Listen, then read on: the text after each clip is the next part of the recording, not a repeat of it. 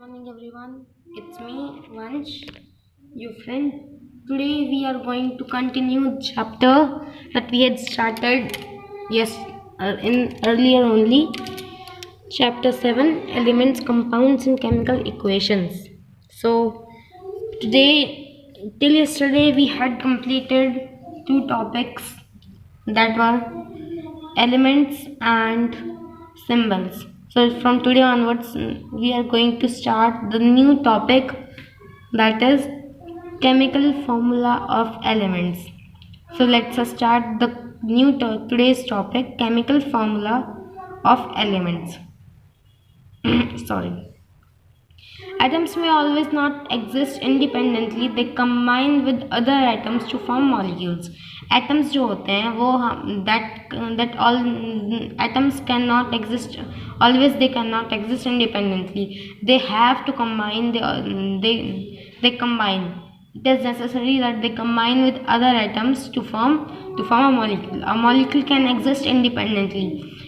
Molecules can exist independently. Thus, a molecule can be defined as the smallest particle of a substance that can exist independently. Thus, इसलिए molecules can exist independently. That's why molecules can be defined as the smallest particles of any substance that can exist independently. Molecules are made up of atoms that are held together. Molecules that are formed when the molecules are formed. The molecules are formed when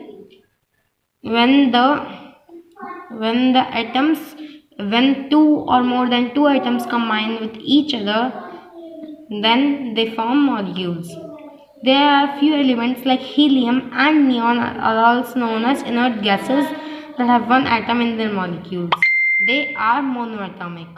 Now, on the basis of combining, atoms are further divided into four categories: monoatomic, diatomic, triatomic and polyatomic. So let's study in detail about monoatomic, diatomic, triatomic and polyatomic.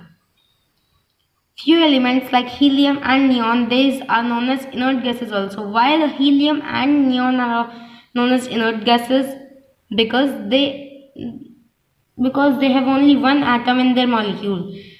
Due to having only one atom in the molecules of helium, a few elements like helium and neon, they are said as inert gases. They are monoatomic, one atom molecules.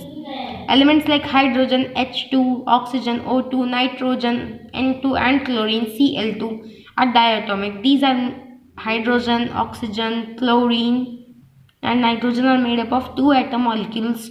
Two atoms of hydrogen form a hydrogen molecule which is written as H2.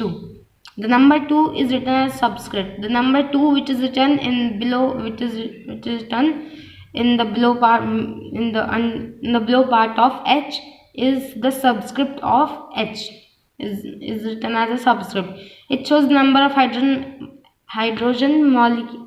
atoms in the molecule.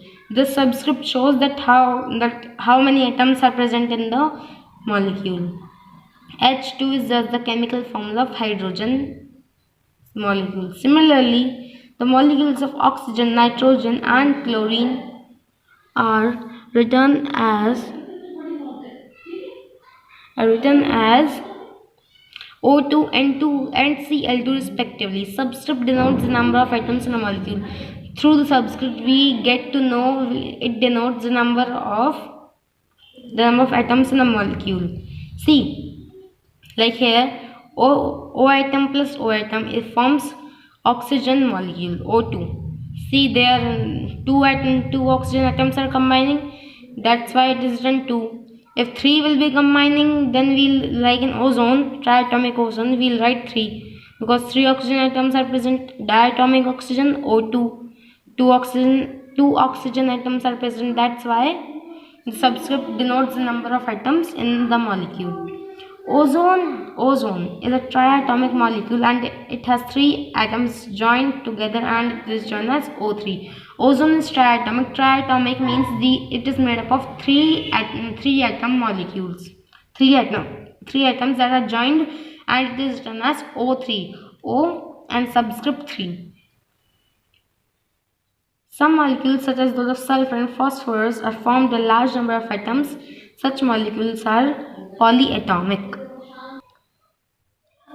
Some molecules are there which have four or more than four number of atoms in the molecule, and those molecules which have four or more than four number of atoms in the molecule are said as polyatomic. Examples of sulfur S8, phosphorus P4. See, here is the example of polyatomic sulfur, and the subscript is 8. 8 sulfur molecules combine to form a polyatomic sulfur. See, 1, 2, 3, 4, 5, 6, 7 and 8.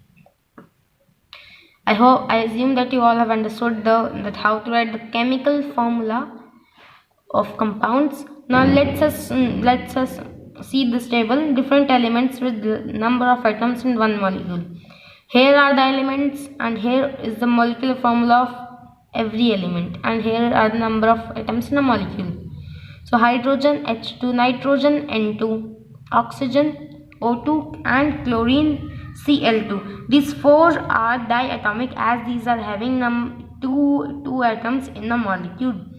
Phosphorus P4, sulfur S8, and these two, phosphorus and sulfur, are polyatomic because these are having four or more than four atoms in a molecule. Okay, so we have understood. So I have taught you about the chemical formula of elements. So now let's study about the compounds. Today we will study about compounds in short forms only. Tomorrow in the next class we will study about compounds in detail. Substances like glucose, water and ammonia are made up of different elements. Such substances are called compounds. Like elements, compounds are two pure substances that can't be easily broken down with simple methods. Substances like glucose. The molecular formula for glucose is C6H12O6. Water H2O, and ammonia. The molecular formula for ammonia is NH3. These substances have different elements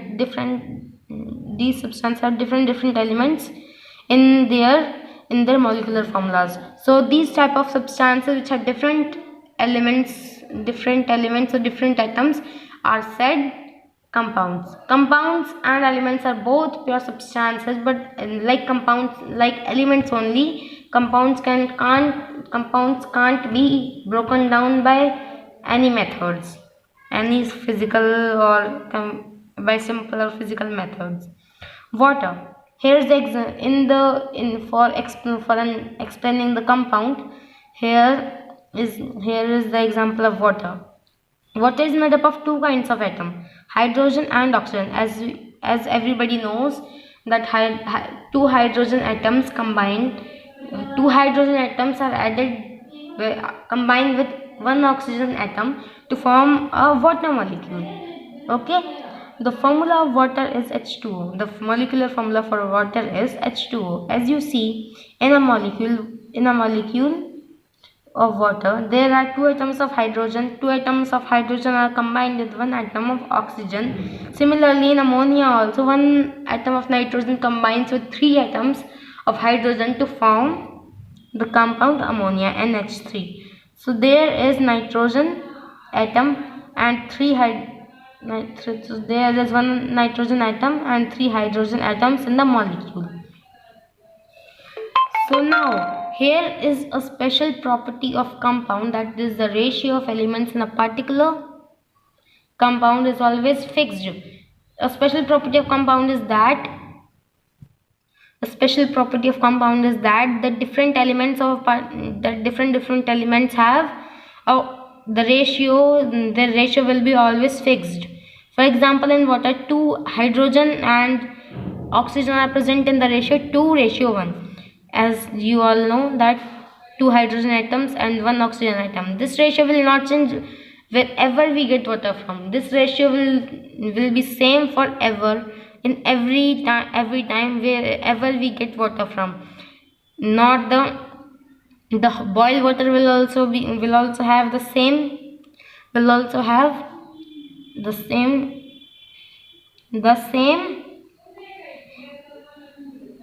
ratio only. The cold water will also have the same ratio only. If say, if you suppose, if you will take two atoms of hydrogen and two atoms of oxygen to form a compound, then we will get H2O2. The hydrogen peroxide and water are completely different from each other. Thus number of atoms of different elements is always fixed in a compound. The number of atoms of a molecule in a compound will always be fixed. It can't change. In the case of elements, it can change, but in the case of compound, it cannot change. So thank you everybody. I hope that you have understand. May you have a wonderful day ahead. Stay tuned, stay blessed.